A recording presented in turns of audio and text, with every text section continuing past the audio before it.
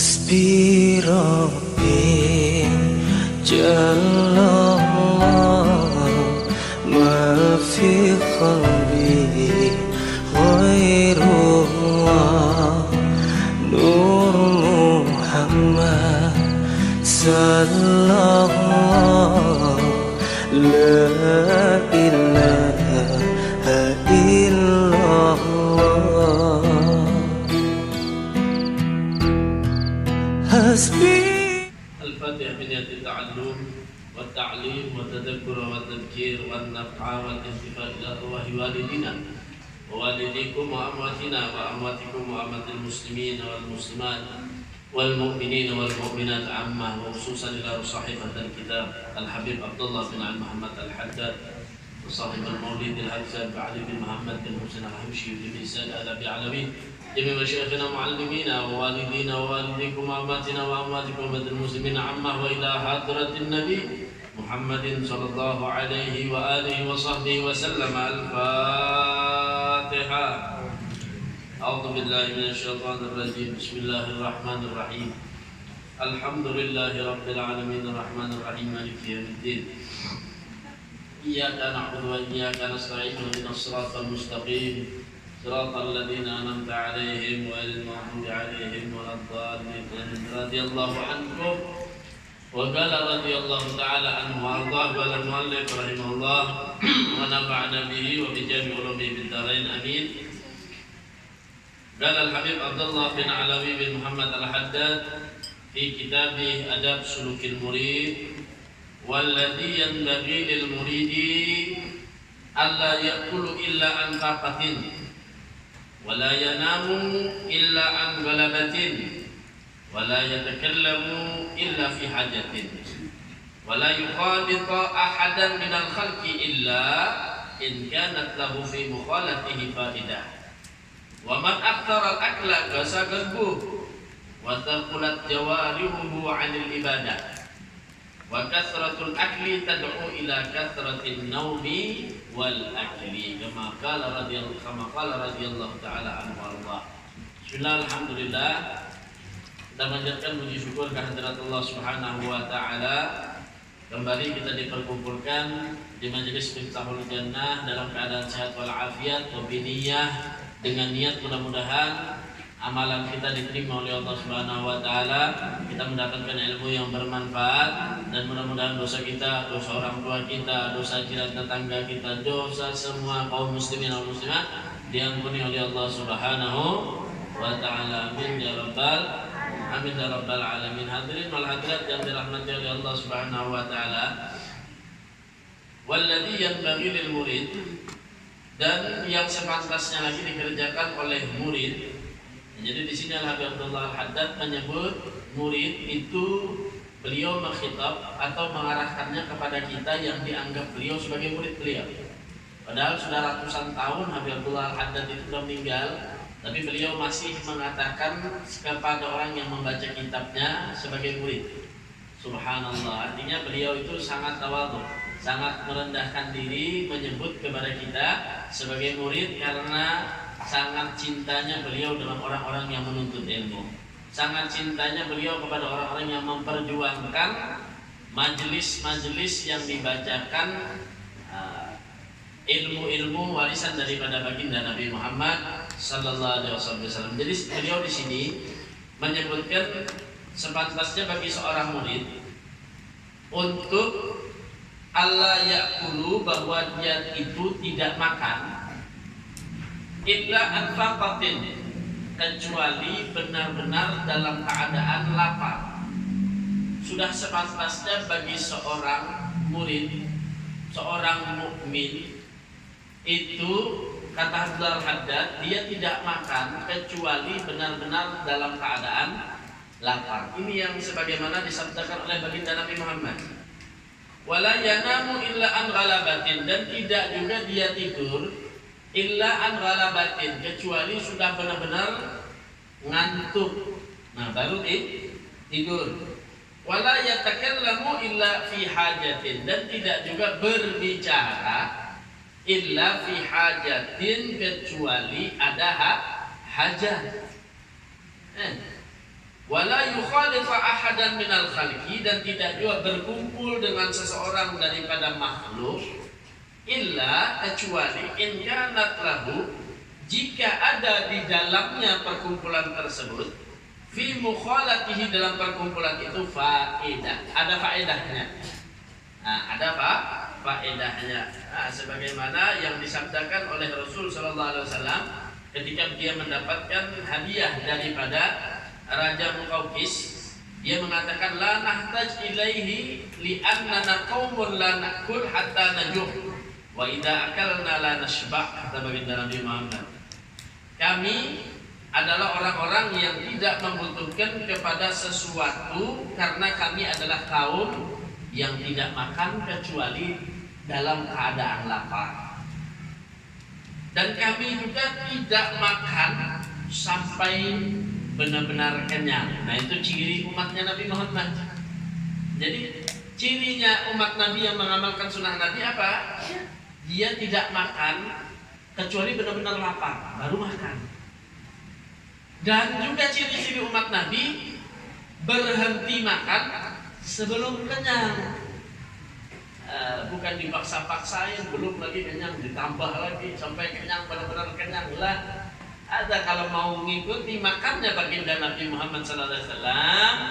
Jadi makannya Nabi Muhammad itu adalah kalau benar-benar lapar baru makan, itu Nabi Muhammad. Nah, begitu juga dia berhenti makannya itu sebelum kenyang. Nah, jadi makannya Nabi Muhammad sallallahu alaihi wasallam. Nah, jadi ini tanda al-haddad tadi apa? Baik, sepantasnya bagi seorang murid dia nggak makan kecuali benar-benar lapar. Dan dia tidak tidur kecuali benar-benar sudah ngantuk. Jangan nyari bantal posisi wena tidur. Akhirnya apa? Siang kenyamanan tidur, sholat zuhurnya tinggal. Maghrib kenyamanan melihat sinetron. Enak dulu jam 1 lagi berwudu. Sekalinya tegang, tak kelap, maghribnya hilang. Nah, ada Rasul sallallahu alaihi wasallam mengatakan bahwasanya jangan sampai kalian itu makan kecuali dalam keadaan lapar, benar. Dan jangan juga kalian tadi itu tidur kecuali sudah dalam keadaan ngantuk. Subhanallah. Ini anjuran daripada baginda Nabi Muhammad sallallahu alaihi wa alihi wasallam. Nah, kenapa sih kita ini tidak dianjurkan untuk banyak makan? Nah, nanti disebutkan di sini. Ya. Kenapa sih kita tidak dianjurkan banyak makan? Wa man aktsara al-akla, dikatakan siapa orang yang banyak makannya, senang makan, hobinya makan, sampai ada acaranya, Bu. Nah, kuliner. Siapa-siapa namanya itu? Khusus makanannya. Kadang semeja dipesan. Udangnya ada, ayamnya ada, kambingnya ada, pesan semua, sayurnya lengkap. Wah, dimakannya semua. Apalagi kalau kalian melihat YouTube dan yang lainnya sekarang ya, ada boy telur sih banyak kan, mie-nya sih banyak kan, dihabiskan nggak masuk seberat apa untungnya. Nah, itu boy mungkinnya mah habiskan seminggu, cuma dieditnya lewat video. Biar turun tidur di rumah itu. Wah, 5 liter memasak sorangan. Untuk mulai konten juga nih. Intalunya ada, ayamnya ada, pas tambah muak makan. Nah, ini bukan contoh daripada baginda Nabi Muhammad sallallahu alaihi wasallam. Kenapa? Karena orang yang banyak makan itu ternyata qasa qalbuhu, menyebabkan hatinya keras. Jarang orang yang ketujuh makan itu hatinya lemah lembut. Coba biar lihat aja orang yang ketujuan makan tuh. Ya, ini ciri-cirinya pertama, bila hobinya makan, hatinya keras. Kada tapi yang mau dipadahi, mantol orang Banjar tuh ya lah, mantol. Jadi ada wali majeduk bu, wali nang nyeleneh, wali nang nyeleneh. Jadi wali nyeleneh ini datang ke kuburan. Ini cerita aja gue, jangan ditulis lah. Datang ke kuburan, sekalinya digali sidin kuburannya, diambil sidin, dilihatinya tengkorak kepala, dicucuk sidin, lawan bilah talinga si tengkorak ini dicucuk sidin. Bila dicucuk sidin, tambus, dibuang sidin ke bala tengkorak ke sungai. Diambil sidin pulang, digali sidin pulang, ada pulang dapat tengkorak kepala, dicucuk sidin pulang. Sekali dicucuk kalau mau masuk, nah nang sebuting tambus, nang sebuting kalau mau masuk. Kada kawak, kada tambus, kada masuk sama sekali. Dibuang sidin juga ke sungai. Nang sebuting pulang, digali sidin pulang sampai ke tamu kepala tengkorak tadi, nang dicucuk sidin, tambus gue sebelah kanan ini, cuma kada tambus ke telinga sebelah kiri. Nah, dikubur sidin basah. Jadi nang pertama tadi nang tambus kiri kanan dibuang sidin. Nang kedua kada mau sing tambusan, kada masuk sama sekali, dibuang sidin juga. Nang ketiga masuk telinga kanan, kiri kada tambus, digurakan sidin pulang. Akhirnya orang merasa aneh kan, cuma kada wani juga takun ngaran wali tadi kan majeduk jalan tadi. Takunnya kan apa biar jadi menggawi kayak ini jadi sidin. Nang telinga pertama kucucuk di sidin tambus ke ujung tadi, itu orang nang selama hidupnya di sidin mendengar aja dipadahi kebaikan, cuma kada menggawi. Masuk telinga kanan, keluar telinga kiri, bujur aja jarinya. Puasa itu bujur aja wajib, cuma ini kan puasa juga.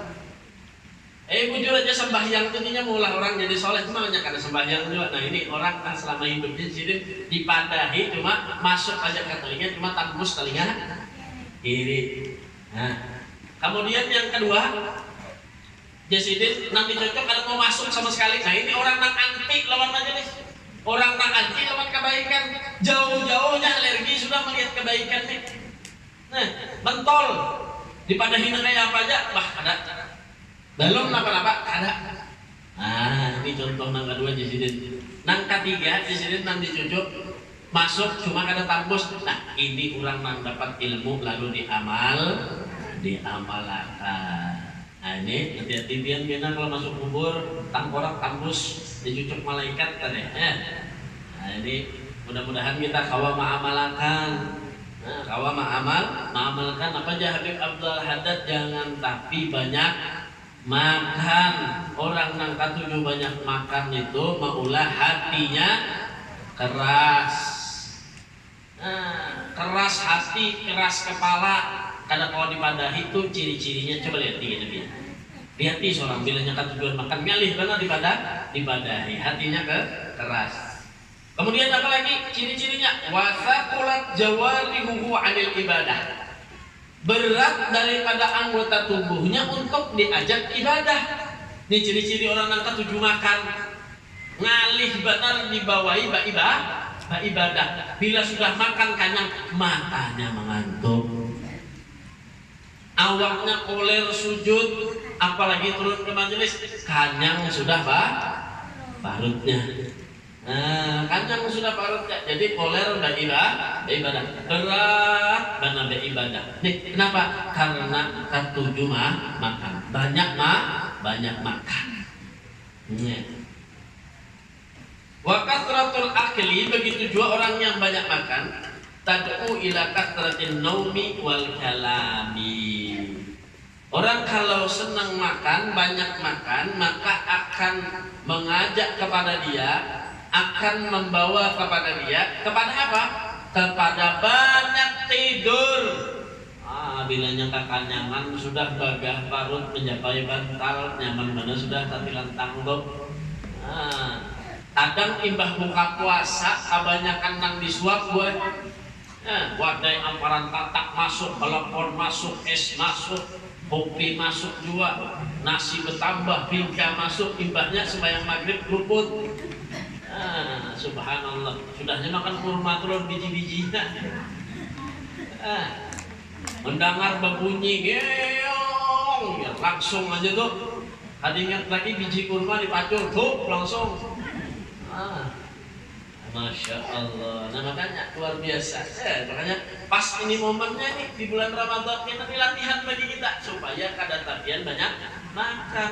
Dicela orang yang di dalam bulan Ramadan itu israf fil akal, makan berlebih-lebihan itu dicela di bulan Ramadan. Jangan tapi banyakkan makan. Waktu berbuka, waktu bersahur itu latihan bagi kita, bukan waktunya pembalasan. Kadang pembalasan diulahnya. Jadi mengajak kepada banyaknya tidur. Kalau banyak makan itu lalu kepengen tidur. Wal kalami, dan banyaknya bicara. Ini kenapa jar binaranai boleh tadi kena singgunyian. Kurang nih sekali pas dimakan nih, langsung kepandir lancar. Lapar sekalinya. Ada singgunyian lancar rame. Jadi ini bilang inya aja nama pandir. Ini kena singgunyian sekalinya lapar.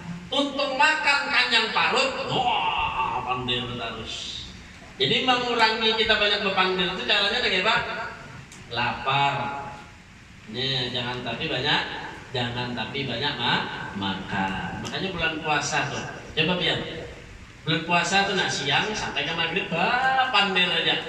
Pak, hari liur gitu aja. Yalah, ditahani Bang juga pandir. Ditahani bapandir karing liur aja. Nah, itu kalau orang lapar. Jadi bilanya kita tuh hendak menahani, melatih kita ini jangan tapian banyak pandir. Atau kita tahu orang itu katuju bepandir, katuju menggibah, katuju menyambat orang, katuju bepandir itu nang adu domba aja harus bila belang rumah kita jangan tapi banyak disuruhi.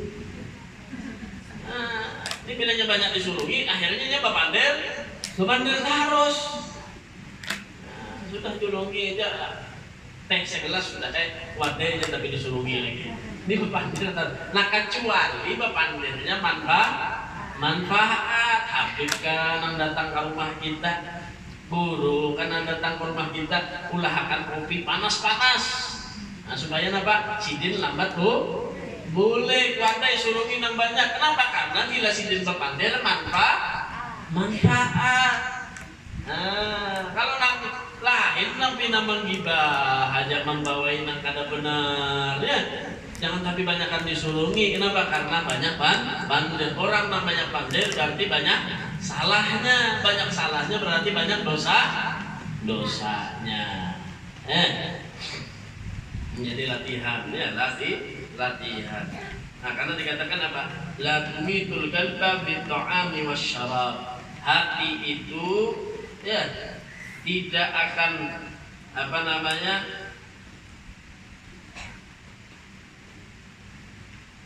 Nah, hati itu akan mati dengan sebab makanan dan minuman. Fa innal qalba kazzara yamutu idza kasura alaihil ma. Nah, hati itu seperti umpamanya tanaman. Maka dia akan mati tanaman itu apabila banyak diairi, disiram.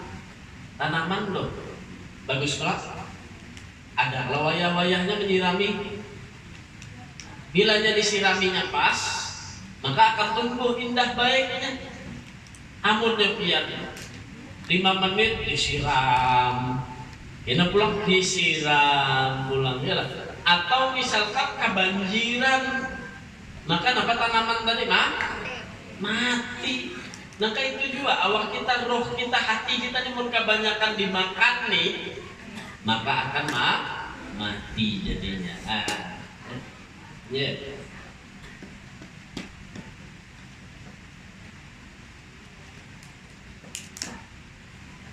Nah, jadi apa tadi? Wakat tatlaqni tad'u ila katsratin naumi wal kalami. Orang yang banyak makan itu bisa menyebabkan banyaknya tidur dan banyaknya berbicara. Maka dari itu jangan sampai kita makan dari itu seperlunya aja makan. Makan seperlunya aja. Bisa menyebabkan keras hati, bisa menyebabkan hati kita anggota tubuh kita itu sulit beribadah. Begitu juga makan itu menyebabkan banyaknya tidur dan banyaknya kalam, banyaknya berbicara daripadanya tadi ya. Nah, jadi jadikan di momen bulan Ramadan mungkinnya jadikan apa? Sebagai latihan bagi kita untuk mengontrol makanan yang masuk ke dalam tubuh kita. Ya, jadikan sebagai latihan bagi tubuh kita. Al-jub yusaffil fuad wa yurisul ilman daqiq. Bahkan dikatakan ya, orang yang senang lapar itu akan membuat hatinya bersih dan akan mewariskan ilmu yang rinci. Ya, ketika dia mempelajari ilmu itu gampang dapatan. Caranya apa? Lapar, banyaklah lapar. Nah, itu faedahnya. Hasbi Rabbi Jallallah ma fi qalbi ghairullah Nur Muhammad sallallahu la